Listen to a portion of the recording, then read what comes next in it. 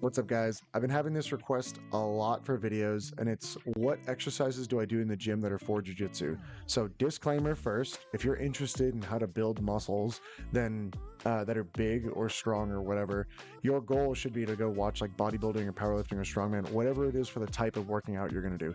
These are not the optimal ways to build muscle whatsoever.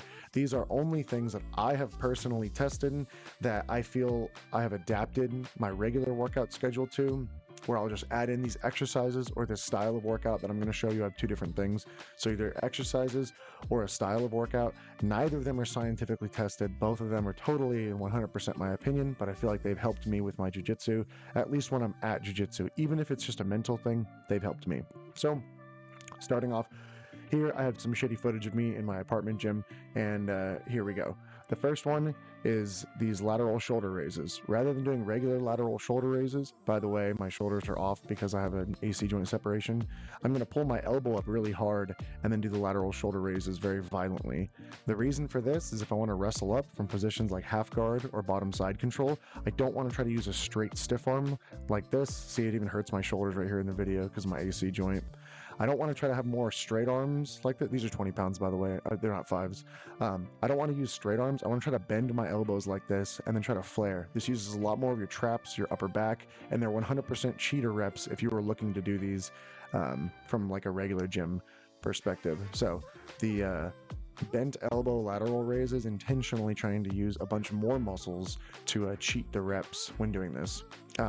This next thing is me showing how to use your shoulder protraction and retraction. So as my shoulders roll backwards and then they push forwards, if anyone has watched my bottom side control seminar, which is free on YouTube, this is where we would be using it, is in a position like bottom side control. You would be doing it with frames, so you could have done this on your elbows. I'm just showing it here on my hands, and I'm just showing it on a bench because this is like the easiest variation. And all we're going to be doing is forcing that push where my shoulders come forward. I almost want to think about trying to bring my shoulders together in front of my body as I push really hard. As you build frames, they shouldn't be sitting backwards with your shoulders all retracted. You should be trying to push your shoulders as far forwards. So this is one of the things I do, whether I'm in bottom side control, bottom mount, bottom half guard, I'll do this shoulder protraction as I'm creating frames to make the frames just that much stronger, using my upper back and my shoulders to help accentuate the pressure, power of the movement. So these little shoulder protractions, I do these every shoulder day. By the way, this is a shoulder day video. I don't know why I didn't specify that. I did shoulders, and then today I did a little bit of chest. I did the shoulders yesterday, so I added clips from both of them. So we're going to do shoulders, chest, and yeah, I'm just going to show a bunch of random exercises that I'll add into my workouts, and I won't do them every time. Sometimes I'll just do like a regular shoulder day, and I'll do one or two of these. Sometimes I'll do all of them. So but here I do the shoulder protractions. You can also do these like you are making love to the bench, where you're attempting to throw your shoulders and round your back and your hips. So you're trying to push your back and your hips backwards at the top of the rep, and at the bottom of the rep, you're trying to basically hip thrust the bench. The reason for this is now I'm working like I'm trying to use my core muscles. So now it's just shoulders and a little bit of your core, trying to get that rounded back, those rounded shoulders, rounded concave position. See that? I push into that rounded back. The top of that movement's the important part, not the bottom. I'm just trying to make sure that I'm getting the full stretch out of the entire exercise. Last one, I showed this a couple times, and I'll be showing it on the chest day part, and then one day when I make the ab video, what I do for my core, I'll show this one. I have a lot of different uses for this. For the shoulder part though, we get into a bench press position where we're basically doing a bench press. You can do this on a bench or on the ground, but I like it on the bench a little more because you can let your elbows go below 90. And the goal is to do the opposite of what you would want to do if you were doing something like powerlifting or strongman shit, or really trying to use your chest muscles. The goal here is going to be to let your shoulders fully relax and like let the weight drop super far below your chest line, and let your shoulders like come back really far so that you have to push your shoulders forward to get them into the position to even use your chest muscles. So like this, I'm showing big reps at first of this, and then you can use your chest at the end. But the goal is to go from this position right here, where my shoulders are all the way back, and then start to push them forward. And I would use this one from a position like bottom mount to bottom side control. As somebody has fully like flattened your hands to your chest, your shoulders end up retracting. So what you're going to need to do to make space before you can even think about pushing is getting those shoulders forward to start flexing, but kind of similar to the last exercise. And then you can add like a little push at the end if you want to do more chest. You can add a little sit up at the end if you want to do a little bit more core. You can pull your knees to your chest to do more core. You can do these little pulses for your front delts or your chest. I do these a little later also. But I'll try to do these little pulses down by my thighs over here. And the reason for that is it's like I'm at the end of a kipping escape, or I'm like trying to do an elbow escape from bottom mount where I want to ball up and try to frame on their knee or their hip or whatever. Obviously in jiu-jitsu I would try more to use my elbow itself rather than my hand, but this accomplishes the same goal. I'm trying to push them up and over my knees, over that knee line, so that we can get that good kipping pressure. I'm just trying to work those muscles out and think about using those muscles, dropping my shoulders back, coming into a ball, coming up, pressing. I should have lied to you guys and said those are 100 pounds each. I'm disappointed in myself. The next one here is pretty basic. We have some shrugs, and this one's not really modified at all. These are just like some regular shrugs. These are 50s or 100s, whatever you want to call it. They're 50s, but here I do shrugs, and I wanted to put this in, even though it's like a regular exercise that anyone can do or does at the gym, because being able to lift your shoulders up to protect your neck from getting choked, and being able to lift your shoulders up in preparation to finish an ankle lock, because you want to like round your shoulders, lift them up, and then draw them backwards to get over people's toes to bend their foot. You want to lift your shoulders up when you do like a rear naked choke, and then you draw your shoulders backwards. So there's a lot of reasons you would want to do this. So I wanted to specify this and have this as a very specific part in the workout. I'm just showing an angle from the side here.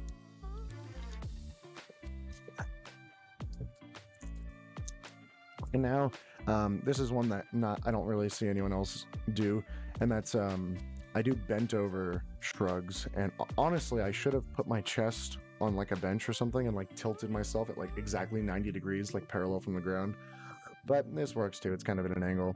But now the goal is that second part that I was just talking about, retracting your shoulders, pulling your shoulders backwards. Like I said, if you're trying to snatch up an ankle lock, you wrap the ankle. You're going to want to round your shoulders, wrap the ankle, hands to the chest, pull your elbows back, and then your shoulders go up. That was the first part of this exercise. And now you roll your shoulders like around the world like an arch.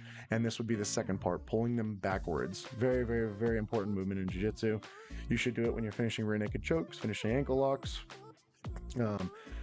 Most leg locks, actually, you would be pulling your shoulders back at some point eventually. So I'm just trying to get that exercise in.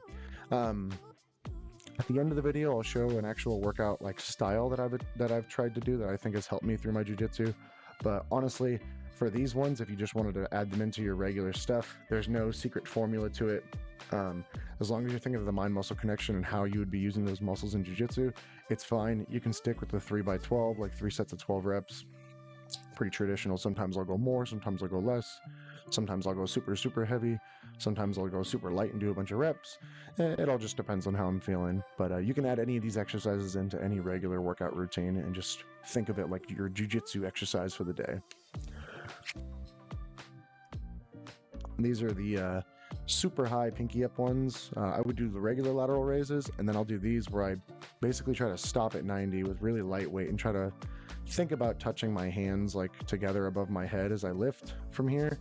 Yeah, I repeated the clip, but see how I take my pinky up to the sky as I show this in the video, and then I'm trying to go up like almost vertically with this, rather than from the hips like I was doing on the first one and bending the elbows.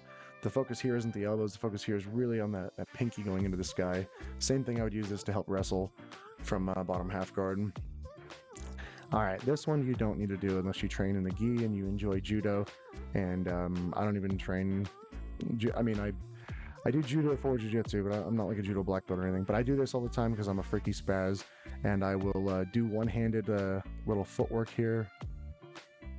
There's a little uchikomi movement where I'm trying to focus on pulling my elbow back really hard on the cable machine, and get my elbow high up next to my ear, looking at my wristwatch. And then at the same time, we'll do this little uchikomi footwork where I'm practicing pulling and off balancing my opponent. You don't have to do this one. I find it fun. People at the gym will think you're weird, but I'm big enough that it doesn't really matter if they think I'm weird. I'll also, between sets of working out at the gym, I'll do like judo footwork, and people probably think I'm like a cracked out homeless person, but it's fine.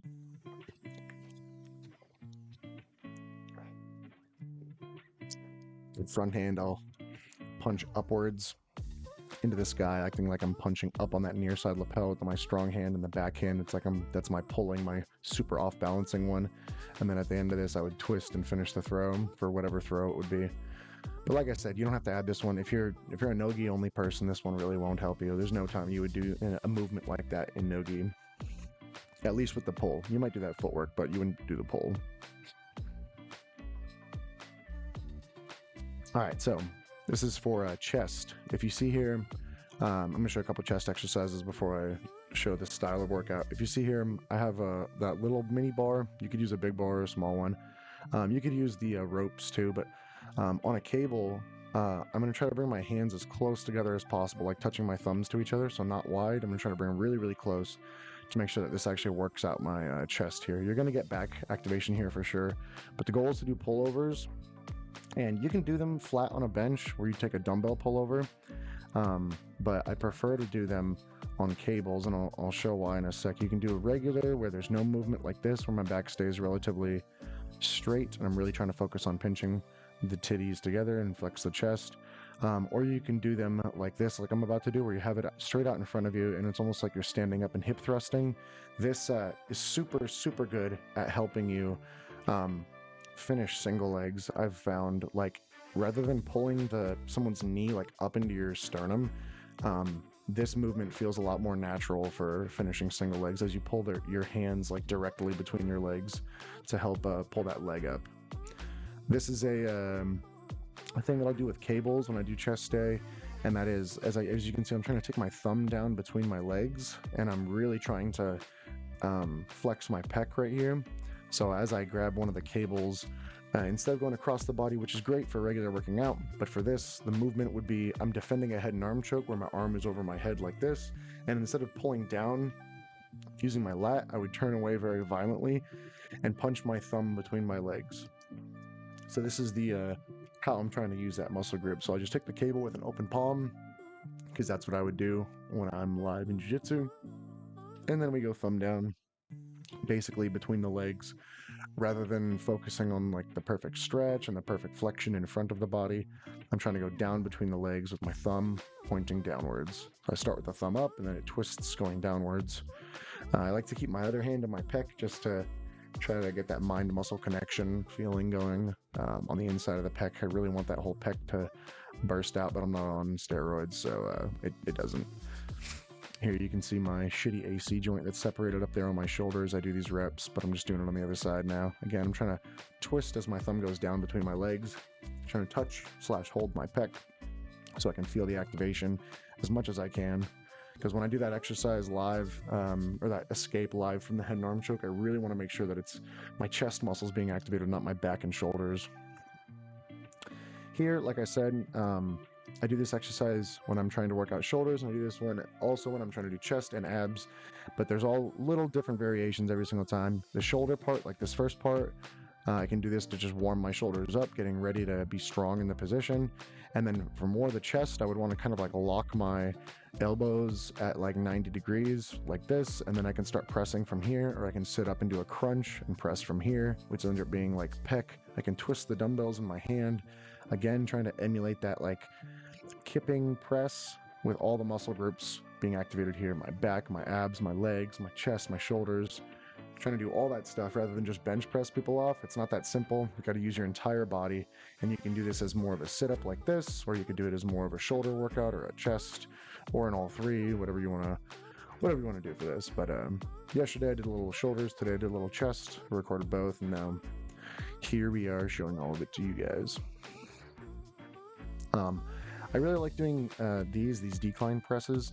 The reason for that is when you bridge or oompa to start a shrimp, or to start a kip, or to start an elbow escape, or any of those things where you need to give a big bridge, at the height of the bridge, where your hips are extended as much as possible. You'll see here I'll keep lifting my hips a little higher and higher as I do these little decaling presses. See, I'm trying to push my hips into the air as high as I can get them. And when I bridge, I'm really trying to focus on like transferring the energy like from my hips then to my hands and my elbows. So I'm really focusing on trying to force my hips into the air as high as I can get them, and then I'd press from there. You can keep your hips down and just do regular decline presses also, and I like to do the movement really small because again, I'm really trying to focus on that bottom part of that movement where I bridge, and at the height of that bridge, now my elbows are at the bottom part, and then I'll push and I'll transfer all that weight and all that energy like through my core, into my shoulders, into my chest, into my arms, whatever. That's how I feel like I can get the most violent, big explosive escape. And it's not just the typical like, oh, you just bench pressed them off, and it's like, no, now we're using our whole body, all of our muscle groups, not just like our arms and chest. But here, I'll do this during chest day, and like I'm showing here now, I'll do this a little bit during my ab day. Sometimes I'll add it in with the chest just because I'm already in the position where I'll do like this like sit-up press at the same time, and I'll try to really activate my hip flexors. And as I pull myself up, I bench press, and then I use my core, again trying to use my entire body, right? Like in things like CrossFit, right? People shit talk CrossFit because they see the kipping pull-ups online and they see somebody fall and land on their head. Everyone laughs and it's good fun. But for this, sorry, I was about to lose my train of thought. The reason that they do that is because it's easier to do kipping pull-ups. That's why everyone shit talks them. Why is it easier? Because they're trying to find a way to use momentum in their entire body to complete one rep. In jiu-jitsu, we have to attempt to do that from positions where we're trying to escape. And that's because if you can only use like your upper body for it, like you would on a regular pull-up, you're only trying to use your back, at least that's the goal, then everyone's like, cool, that's a real pull-up rep. And then they say kipping, and that's not a rep because you use your whole body. Well, in jiu-jitsu, if I can use more of my muscles, i.e. my whole body, it's a more effective, more efficient way to do a rep of whatever it may be. So you could kip and explode, you could bridge into somebody from bottom side control and drop your hips back down, bridge and press, just things trying to build that explosiveness. Okay, so now finally,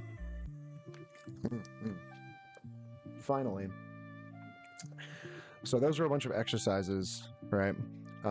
Those are a bunch of random exercises for shoulders and chest. If I think of more, I'll show you guys, or if you guys want more for these specific muscle groups, I'll make another video just adding on to them. This next part, these aren't exercises that I do specifically for jiu-jitsu. This is the style that I'll do. Sometimes I'll do it every workout, sometimes I'll skip it or whatever, but it's an endurance lifting thing. So the time's not going to be perfect in this video, but what I do is I set a 6-minute timer on my phone, approximately a jiu-jitsu round, and then I choose a muscle group. For this one, I'm going to do shoulders, and I choose 3 exercises. So 6-minute timer, 3 exercises, and on a 30-second interval, I'm going to do non-stop reps of one of the exercises, and the second those 30 seconds are up, I'm going to switch to another exercise. The second the 30 seconds are up, I switch to another, and then I start back over. So I believe it's 3 rounds altogether, I think, if my mathematics are correct. But basically the goal is to emulate the endurance of a jiu-jitsu round, but still being at the gym working out a specific muscle group. Again, caveat, I have no fucking clue if this actually works. To me, it feels good. Mentally, it feels like it's affecting my jiu-jitsu because I'm endurance lifting for something. I don't think this is good at building muscle. I think you should follow some random bodybuilder or science-based lifting if you want to look at building muscle. I'm doing this for a mind-muscle connection and seeing how long I can push my muscles for the endurance of like approximately what a jiu-jitsu round would be. So I choose 3 exercises, 6 minutes. So for shoulders here, I've got some face pulls. Sometimes I do them like this. Sometimes I do them with my thumbs out. Sometimes I do them with my elbows a little lower. Today I felt like doing them a little higher, so it's a little bit more on the rear delt / upper shoulder at the same time.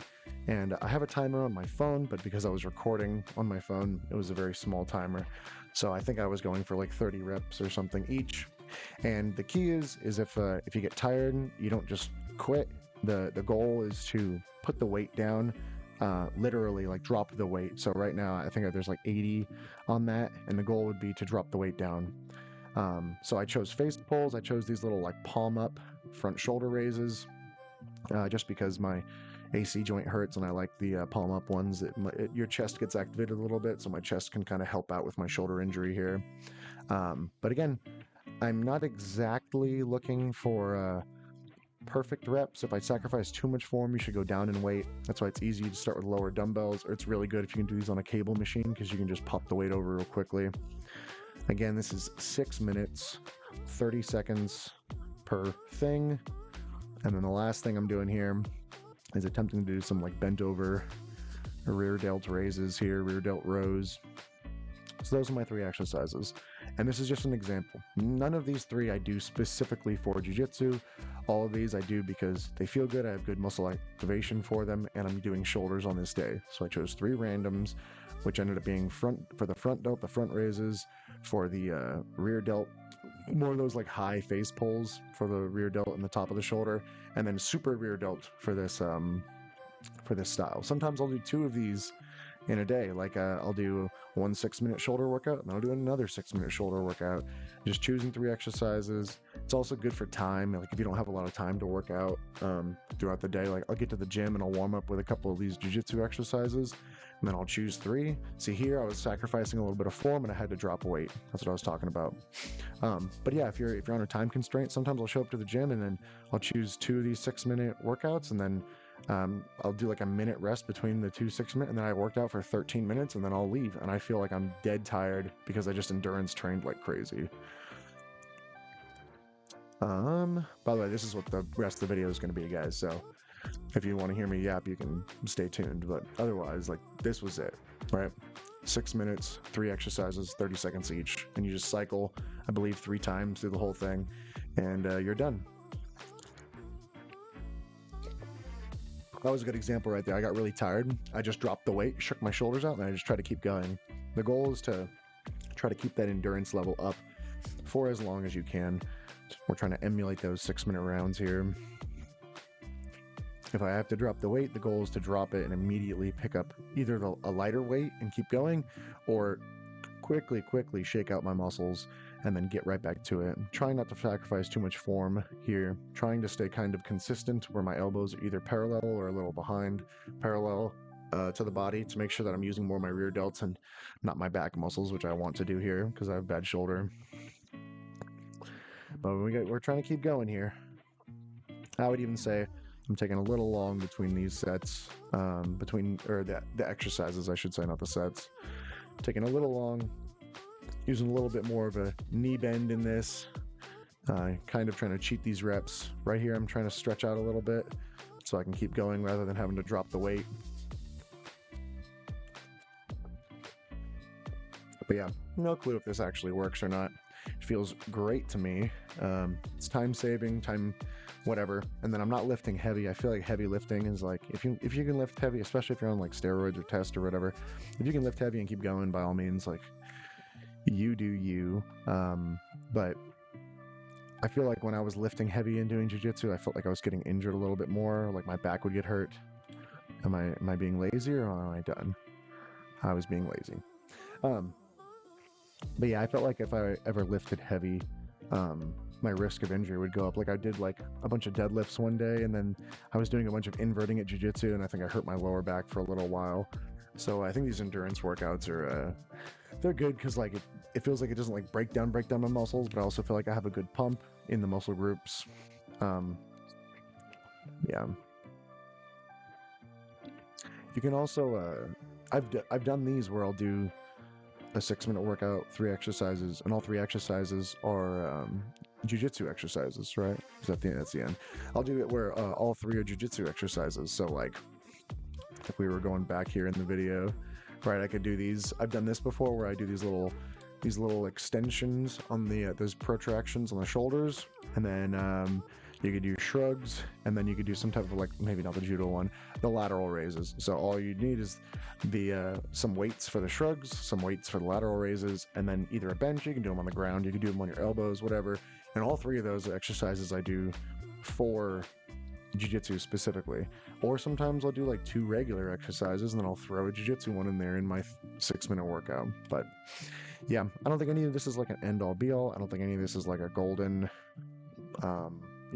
I'm going to be the next Ronnie Coleman in terms of weightlifting or some shit like that. I just think that these exercises have helped me in my jiu-jitsu path and journey. And I think the 6-minute style workout, the endurance style workout, is just something that I've been testing and playing with, and it always feels really good. And it mentally is always putting me in that state of jiu-jitsu mind, endurance. You got to keep fighting. You're on a timer. You can't metaphorically blow your load because you got 5 more minutes to go or whatever it may be. So this was for shoulder and chest. I believe I have legs next. But I think tomorrow I'm going to do legs. And if y'all want me to record legs or all the muscle groups or whatever, and all the variations that I use for stuff, then I will. Thanks, guys. Till next time, let's get it.